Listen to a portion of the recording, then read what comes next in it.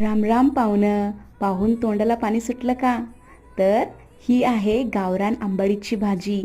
तुम्हाला माहीत आहे का हो ही भाजी? तर याला आंबाडीची भाजी असे म्हणतात. तर ही भाजी आता मी स्वच्छ धुवून घेतली आहे. आज याचीच मी तुम्हाला चटणी बनवून दाखवणार आहे. तव्यामध्ये थोडंसं तेल घातलं आहे. त्यामध्ये जिरं मोहरी टाकून दिलेलं आहे. सोबतच लाल मिरच्या आणि लसणाच्या पाकळ्या देखील घातलेल्या आहेत. आता ही ते धुतलेली स्वच्छ भाजी मी यामध्ये घालणार आहे. ही खमंग अशी आपल्याला आता परतून घ्यायची आहे. थोड्या वेळाला पाणी सुटलं ना तर याचा कलर अशा प्रकारचा होतो. आता यामध्ये चवीनुसार आपल्याला मीठ देखील घालून घ्यायचं आहे. इथे मी मीठ घातलेलं आहे.